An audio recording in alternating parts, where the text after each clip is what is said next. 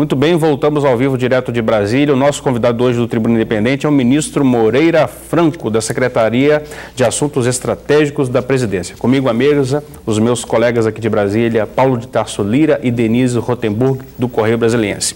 Ministro, gostaria que o senhor desse continuidade à sua resposta. E vai ser rápido, porque eu já fui admoestado aqui por vocês, que estou falando demais. Então, eu já disse sobre o que estamos fazendo na área social. São 5 pontos. Na área econômica, nós estamos cuidando, entre outras coisas, de florestas plantadas, resíduos, e vamos cuidar também de uma discussão sobre a questão da agricultura, do agronegócio na economia do Brasil. E defesa é a indústria de defesa. Nós temos que fazer opções. A Petrobras tem uma estrutura de pesquisa, de investigação, tem um dos melhores centros de tecnologia do Brasil, é exatamente no Fundão, e é da Petrobras. Ela não precisa, nós estamos atuando em áreas em que há uma deficiência, que a gente pode ajudar mais. Por isso é que não cuidamos da questão do petróleo. Ministro, temos algumas participações dos telespectadores, agradeço muito a vocês que estão mandando suas perguntas de todo o país. O Jorge Gama, do Rio de Janeiro, faz uma pergunta que também é da Denise Rotenburg. Se houvesse um remanejamento, o senhor gostaria de ir para o Ministério do Turismo? Não. O Pedro Novaes está lá fazendo um trabalho, a presidenta Dilma confia no trabalho do Pedro Novaes e eu não gostaria de pegar essa área, eu estou satisfeito na área em que estou.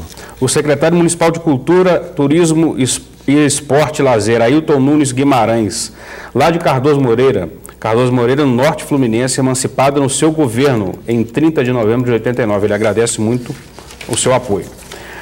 O senhor tem uma fã lá em Salvador, a Margarida Costa. Ela diz que está satisfeita em ver sua integridade aqui no programa e dá prazer em vê-lo e ouvi-lo. Mandou um abraço para o senhor. Margarida Costa de Salvador.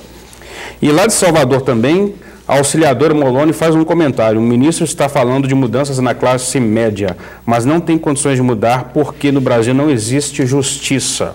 O que o senhor tem que comentar sobre isso? Olha, eu acho que é o que nós estamos construindo. Mudou muito. O Brasil tem mudado muito nesses anos todos.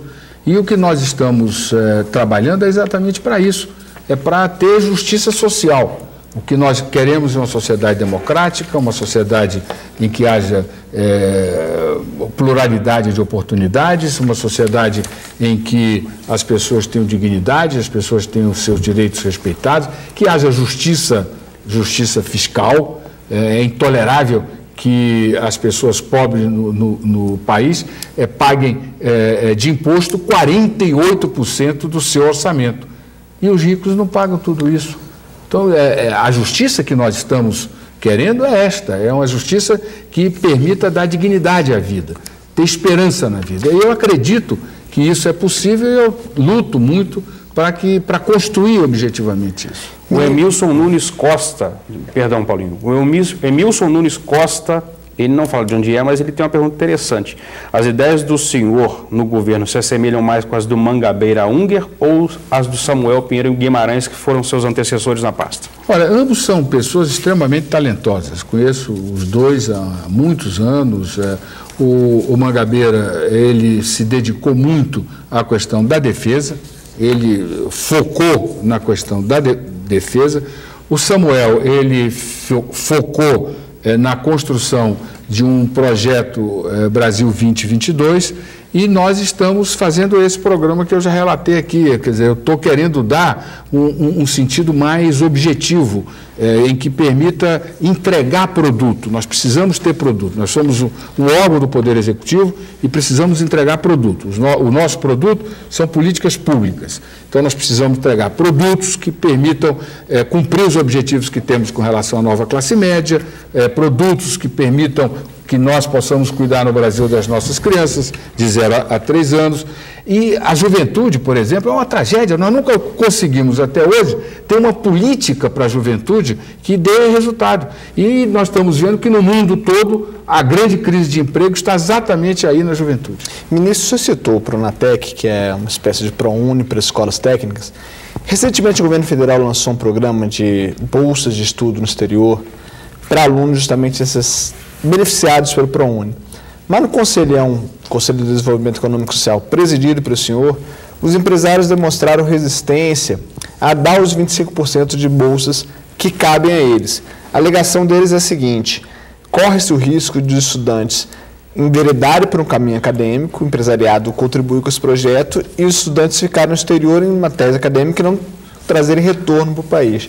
Como convencer o empresariado da importância de um projeto como esse? Olha, enfim, eu não quero, não é que eu queira lhe contestar. Lá eu convivo com todos eles, eu não vi nenhum tipo de observação dessa natureza. Acho que, se visse, eu ficaria até surpreso. O presidente da Fiesp fala isso, Paulo Scaff. Pois é, ele nem faz parte do conselho, ele vai entrar agora, ele vai voltar agora, eu até comuniquei a ele que ele está voltando. Agora, eu acho o seguinte, nós estamos, pela primeira vez, tendo um programa, que é Brasil Sem Fronteiras. Ciências Sem Fronteiras. Um programa que você tem as melhores universidades do mundo, as melhores universidades brasileiras e os melhores alunos brasileiros. Em que você tem uma igualdade de oportunidades, porque todas as universidades do Brasil inteiro vão participar desse programa, e alunos de todos os segmentos sociais, só que você tem uma média acima dos 600 pontos. Então você vai ter aluno de muita qualidade indo para universidades, para as melhores universidades do mundo. O que nós temos que ter é um compromisso de que haja retorno dessas pessoas por um período ao Brasil, para que o investimento feito nele possa ser retornado aqui. Agora, se ele quiser ir para a universidade, formar pessoas, é excepcional, não é ruim. É muito bom se ele conseguir ir para a empresa e ser um fator de incorporação de tecnologia, de conhecimento. Então, as duas hipóteses são muito boas. Eu não ouvi ninguém dizer isso, porque as duas hipóteses são muito boas. Agora, o grande problema nessa área que nós temos, e aí eu quero fazer um adendo a isso, é que no Brasil nós não temos um clima legal, um clima institucional que estimule o empreendedorismo e a criatividade. Se esse rapaz que criou o Facebook morasse no Brasil, ele estava lascado, porque ele ia perder a namorada e não ia criar empresa, uma das maiores empresas do mundo. Porque além de perder a namorada, porque aqui o sujeito que é bom aluno é CDF. E as meninas, ao invés de valorizarem, ao contrário, hostilizam. Gostam do malandrinho. Bonitinho, coisa e tal, papapá. É um sofrimento para quem estuda, para quem tem... Sofrimento ser inteligente na adolescência. Exato, é um sofrimento ser inteligente. Se usa óculos, então, é um desastre. E o outro ponto é que, no quadro institucional, não há estímulo. Você não tem crédito, você não tem lugar para fazer as coisas, você não tem burocracia para criar uma empresa, você precisa de sócio, é tudo complicado. Então nós precisamos mudar isso também. O senhor falou no segundo bloco a respeito de valores. Vamos fazer perguntas do ouvinte, hein? Meritocracia. Como implementar isso na cabeça do cidadão brasileiro se o próprio governo não dá o exemplo?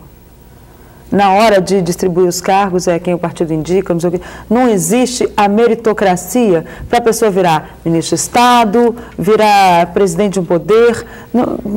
Como é que não seria o caso do governo dar o exemplo, ter imposições chaves? Por exemplo, aí chega, o que a gente vê, a gente fala, não, eu quero fazer lá o diretor do INCRA de não sei onde, o diretor do DENIT de não sei das quantas, o presidente da estatal... Eu já peguei.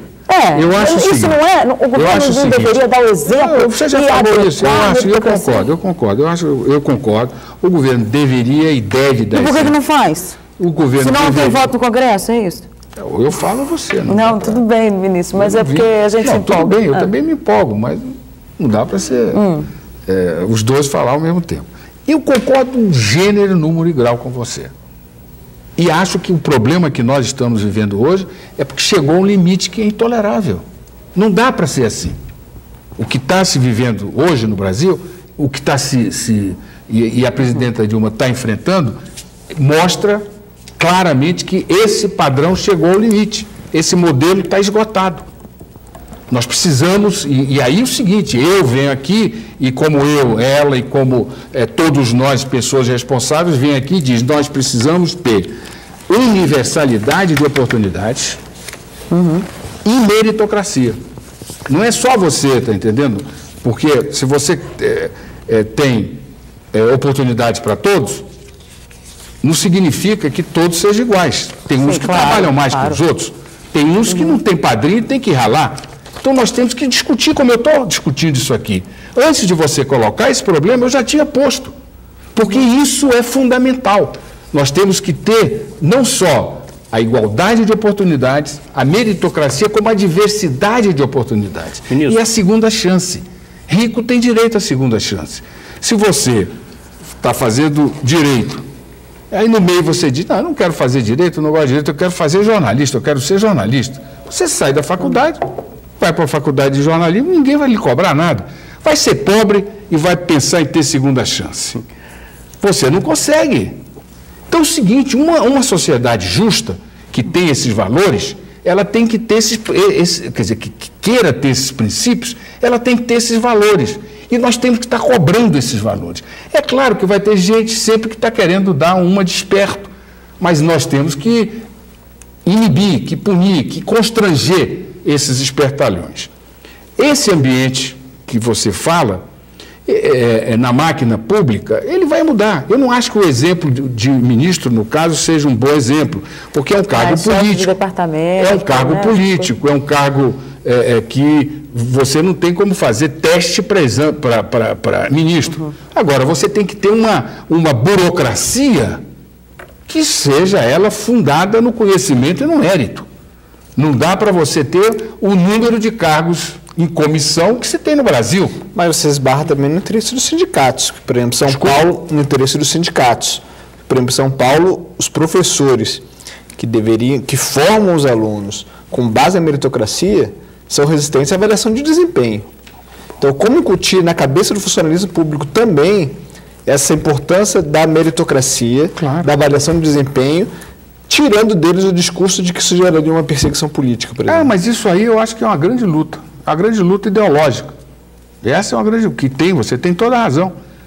E tem coisas assim absurdas no Brasil. Por exemplo, você é um grande matemático, fez o INPE, e tem doutorado, mas você é um sujeito que tem um senso de responsabilidade social.